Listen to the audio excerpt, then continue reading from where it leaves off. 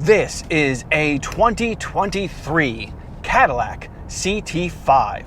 Cadillac's mid-size sedan entry and also its largest sedan currently available. The CT5 first arrived in the 2020 model year, replacing the Cadillac CTS. In 2021, we saw the Cadillac CT5V, and in 2022, we saw the CT5V Blackwing.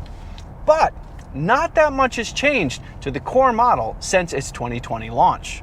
More specifically, this is a Cadillac CT5 Premium Luxury painted in radiant red tint coat, which is a $1,225 optional color and a new option for the 2023 model year.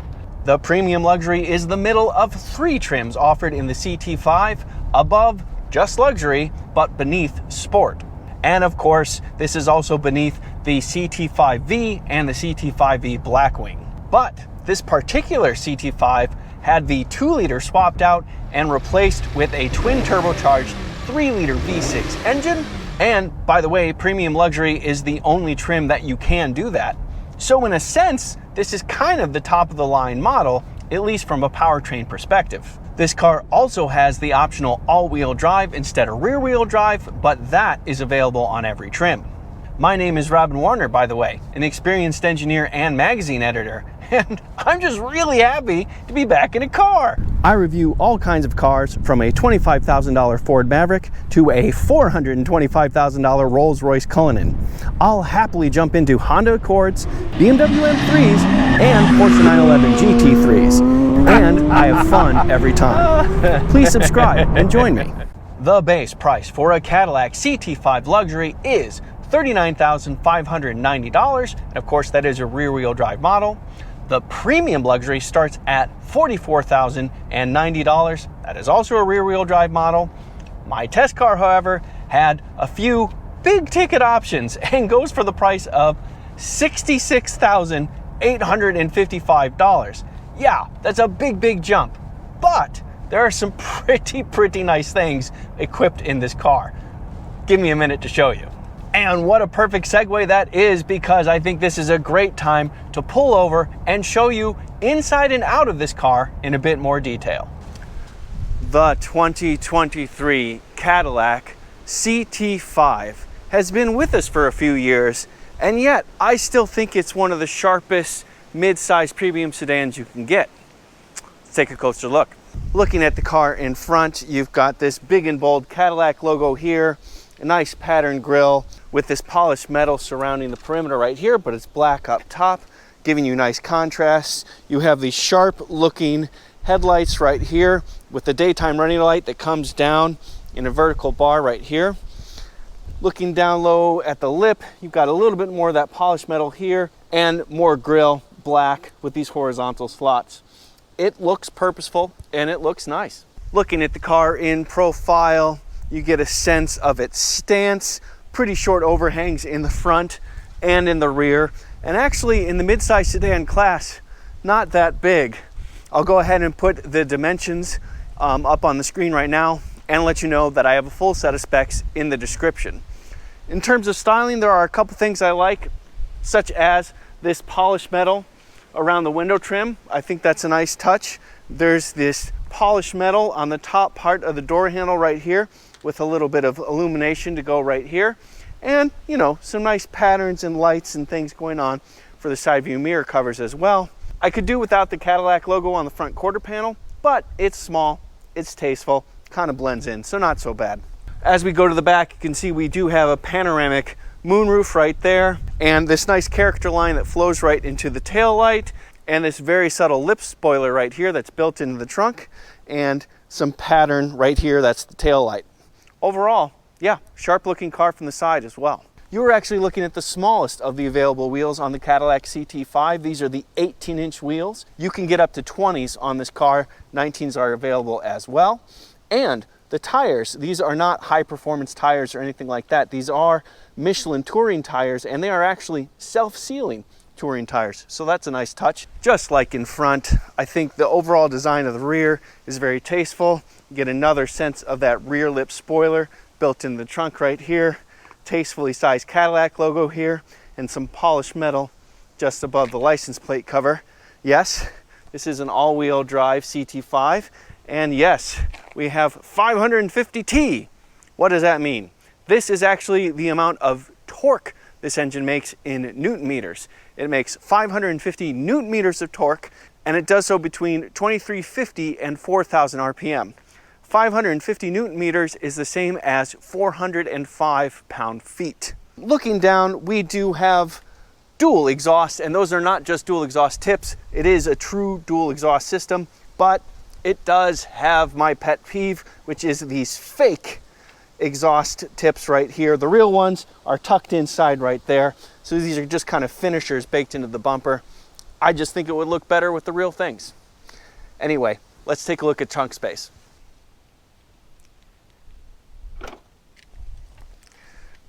You get 12 cubic feet of trunk space, a couple of spots for storage here and here, and there are some hooks to help hold things in place if you need.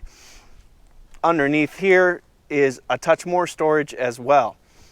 And if you need to fit something longer than the trunk allows, that can be done. And now you have more than 12 cubic feet of storage and room for two up front. All right, let's take a look inside. We've got a decent amount of space back here, and we do also have a sharp looking interior. I do like the little Cadillac logo right there, and you can see that even the rear seats do have a bit of contour, and that is appreciated. I also quite like this little piece of carbon fiber on the door trim. Nice little touch. I am 5'11" or 181 centimeters tall, and you can see that I've got a good 6 inches of knee room, and the seat bottoms are pretty high as well, so I have decent thigh support.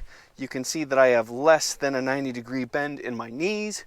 Headroom, however, I am rocking a good -1 inch of headroom. We do have these nice fancy moonroofs right here that go to both rows, so that is impinging certainly, but I do have to slouch a little bit to have headroom.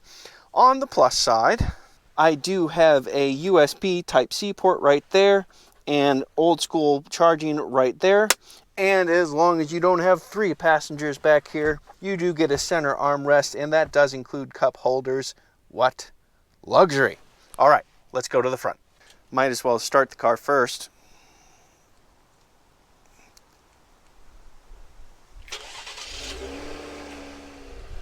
Similar to the rear door, we have this nice little piece of carbon fiber to look at, and then automatic windows and the usual things here. We do have 2-position driver memory, and our trunk release button is right here, along with some space.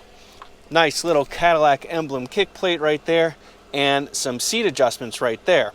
And this little dial actually does a couple things I'll show you in a moment. We do have electrically adjusting tilt and telescoping steering, and some adjustments right here, your park brake, head-up display adjustment, etc. Start stop button is right here, so now the car knows I'm here and I want it to keep running. You are looking at a 12-inch fully digital instrument cluster right there, and as you can see, we have a lot of different options on this adjustable screen. You can scroll vertically to choose from a lot of different options to look at. I currently have it set to oil temperature, and that's right there. Or you can scroll horizontally. You can get trip information, audio, and on and on and on. And there is our head-up display input right there. And you might notice that we are looking at a lot of nice leathers and things like that. That's because this car has the $9,100 Platinum package. And that Platinum package itself includes a lot of other packages. So I'll go ahead and put that up on the screen right now so you can check that out. It's expensive, but it does come with a lot of nice things. You might notice a couple things about the steering wheel as well. It is wrapped in leather and has several buttons on the right and on the left, but it also has this sensor right here and this light bar up here. Yes, this car is equipped with Super Cruise. This has a Super Cruise 2 package, which is $6,940 and also includes a bunch of things. So yes, when we get to the highway test, we'll definitely have to try that out. This is your 10-inch center console touchscreen, and it does include wireless Apple CarPlay and Android Auto. Beneath that, we have a lot of options for climate control, including both heated and ventilated seats. And speaking of, if we go back to the steering wheel, we have a heated steering wheel as well. Beneath that, we have a wireless smartphone charger, and here are some more controls, including drive modes, just in front of your fairly typical looking shifter. Beneath that, this is a control center for the touchscreen, but you can also just touch it. Couple of cup holders, and lower center console does include more storage kind of tucked in that looks like a nice place for a phone or a device, and a couple of USB ports, more 12-volt charging right there, and a spot for an SD card. Looking up, here are your controls for the lights and also the panoramic moonroof. And yes, it does tilt and slide as well, but it's also 20 degrees outside, so we're going to go ahead and keep that stuff closed. Also, the rear view mirror is also a screen if you flip it up, and you also have adjustments to make that screen if you want. So I mentioned that dial down at the seat adjustments right there. Well, if I turn that dial, look what pops up on the center console touchscreen. I have a seat massager, and I'm going to go ahead and turn it on. There's a button right there, and now I'm getting a nice lumbar massage. So it's only in the center of the seat here. You can see where it adjusts, but hey, it's a massage. With the same dial, you can also adjust upper bolsters and lumbar. These seats have a lot of controls in them. That is part of that Platinum package. Okay, drive modes. You adjust them right here, and you get 4 of them. You get Tour, Sport, Snow and Ice, and My Mode. And My Mode, you can see right here, adjusts steering weight, braking feel, and engine sound. And My Mode is currently maxed out. So not the usual bevy of drive modes you get these days. Some cars have 7 or 8 different drive modes, but I think this is perfectly satisfactory and makes me think it's time to go for a drive. So let's do that. All right, let's dig into this powertrain. As I mentioned, the standard engine is a turbocharged 2-liter 4-cylinder engine, and it makes 237 horsepower and 258 pound-feet of torque. However, this one has the $3,500 optional twin turbocharged 3-liter V6, and that makes 335 horsepower at 5,400 RPM and 405 pound-feet of torque between 2,350 and 4,000 RPM. This engine does have a 9.8 to 1 compression ratio, which is pretty standard for turbo engines these days, and has direct injection.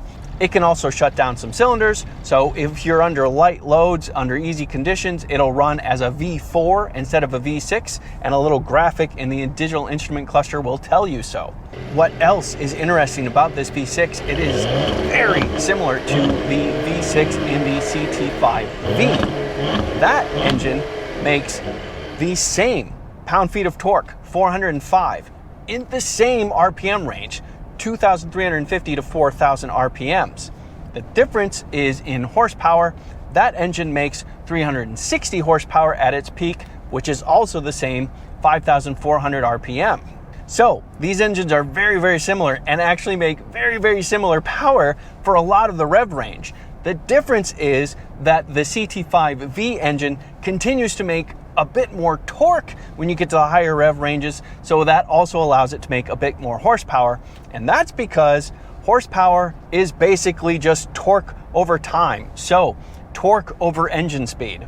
And in fact, I did a little bit of math. The difference between the V and the non-V engine.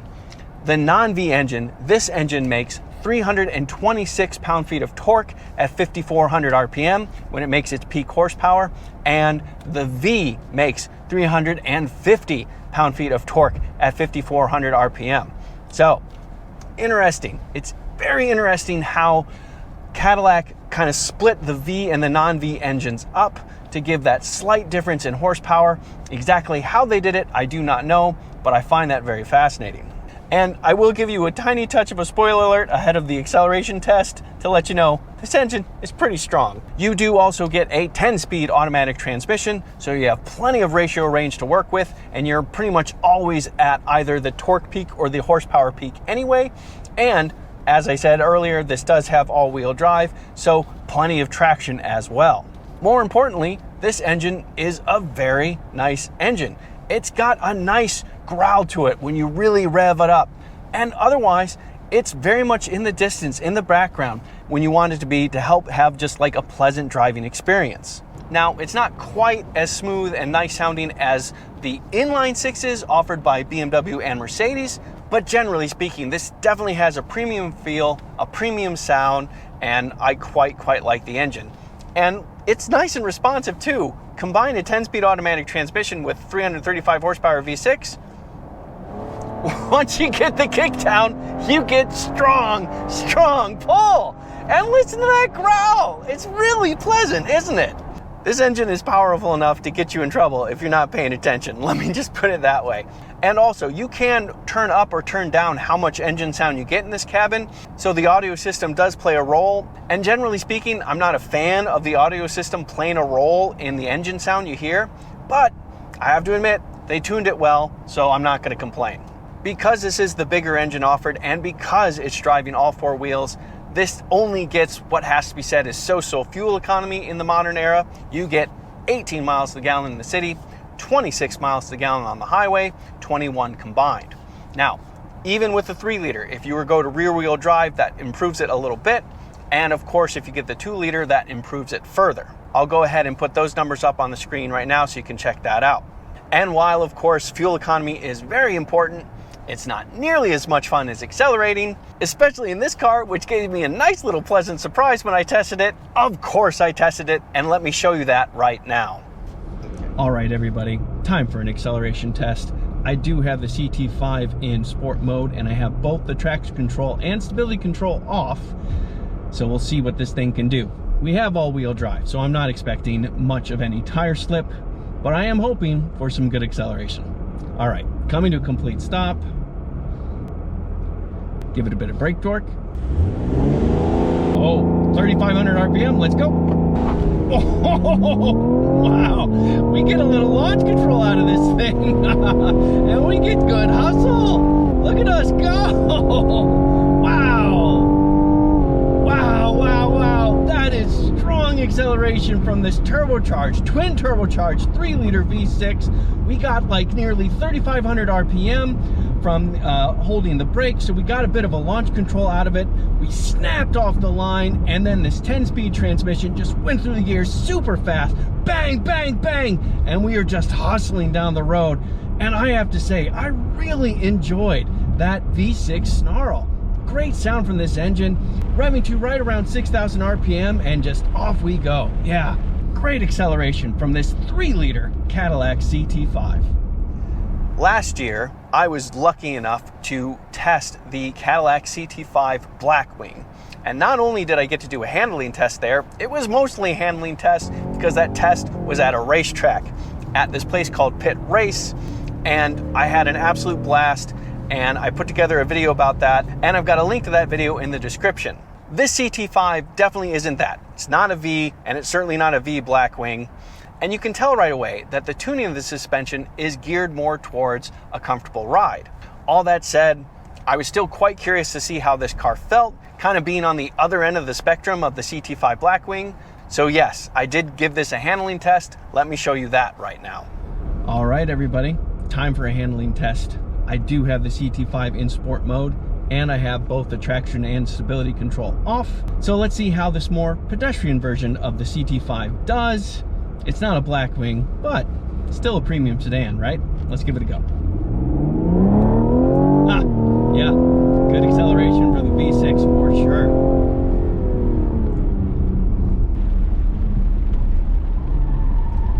Good handling from these tires. That's better than I expected. And good body control as well. You know, it's definitely softer than the Blackwing, but it's not bad. Yeah, good grip. Wow. Considering that these are touring tires, we are holding the road really well. And we do have some body roll, but it's well controlled, it must be said. Now, the front end is definitely not as sharp as you would get in the V or definitely the Blackwing, but it's still pretty responsive considering everything. And you get a nice snarl from that V6 as well. You can definitely tell that this is a more compromised version of handling in the sedan. It's more of a compromised tune, but man, yeah, it's still highly confident at what it does. Stable, good chassis balance, pretty decent front end response, and yeah, it's good fun to drive. As I said, this car is tuned to be a little bit more on the luxury side of things. So when it comes to the ride, when it comes to just going down the road quietly, this is superb. Cadillac did a fantastic job tuning the suspension. You can see that it still controls the body pretty well in the corners, but it also is plenty supple to handle bumps and heaves and everything on the road. It's also quiet, the seats are very comfortable, and that's true on roads like this or on the interstate. Of course, I had to test it there as well. Let me show you that. All right, everybody, time for a stint on the interstate, and I am more excited for this than usual because while we do have the option to have regular cruise control or adaptive cruise control, this car is equipped with Super Cruise, so I'm excited to give that a try. And of course, we also have the usual battery of driving aids. I'll go ahead and put those up on the screen right now. And of course, I'm also curious to see how comfortable this thing is in general. So let's give it a go. Okay, we are up to speed, cruising with traffic at around 76 miles an hour. Adaptive cruise control is currently on. I'm gonna go ahead and turn on Super Cruise. Okay, I've now got the green light on at the top of the steering wheel, and Super Cruise is on. So here go my hands. And I'm gonna just keep my hands right here, see how this goes. As you can see, we're currently going around a subtle curve on the interstate, and we are pretty well in the center of the lane there. In addition to lane centering, lane following, and sustained hands off the wheel driving, this will also change lanes for me. So if that becomes an issue, I can do that as well if I need to. Actually, I don't have to wait until I need to. I can just change lanes right now. So all I have to do is signal that I want to do a lane change, and it does everything else for me. And we're done. And it gives me a little sign that says auto lane change complete. So the two things I had to do was turn on the turn signal and turn off the turn signal. Everything else is all set for me. All right, time to change lanes again. Now it had to wait. It says looking for an opening. So I was passing a car, and it waited a little while until I was well past that car before it initiated the lane change. And as you can see, my hands have been like this the entire time. The only movement I've had to make is the turn signals. I can do a little dance. Yes, you have now seen all of my dancing skills. Also, fundamentally, we've got fantastic road noise isolation and wind noise isolation in this car. It's actually quite windy outside, and you don't hear much of it, not at all. So I'm really impressed at how well the wind is isolated. And despite these tires having better grip than I expected, they're also nice and quiet. So we have low amounts of road noise, really well-controlled wind noise, and then the suspension tune. This is not a V-Series or the hardcore Blackwing, so we have plenty of compliance with the suspension to go over heaves or bumps in the road without any trouble, any discomfort. The seats are comfortable. The instrument cluster is easy to read. The center console is easy to use, easy to read. This is a fantastic highway cruiser. Fantastic. I suppose the only downside is it would have been nice to get a little bit better fuel economy out of it, but man, all-wheel drive and this much power and all these other strengths, it's really pretty darn good. This is a great car. The CT5 is a great car.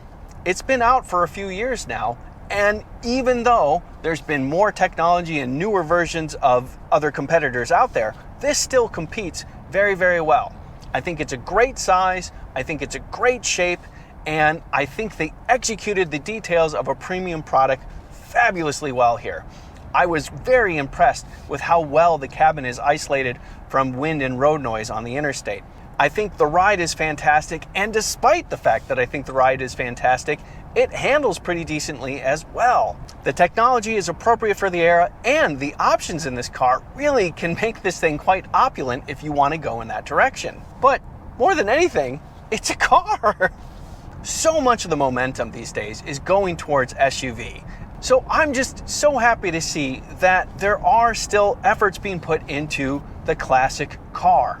I like the fact that cars are lower to the ground, that you have a little bit more of an intimate relationship with the pavement that you're driving over. I like the look, I like the feel, I like cars. I just like cars. And Cadillac executed very well with this car, and I hope they continue to do so in the future. I'm Robin Warner, thank you for watching. And if you are still watching, I would really appreciate it if you like this video. Doing so helps me out quite a lot. Okay, goodbye. Strong V6.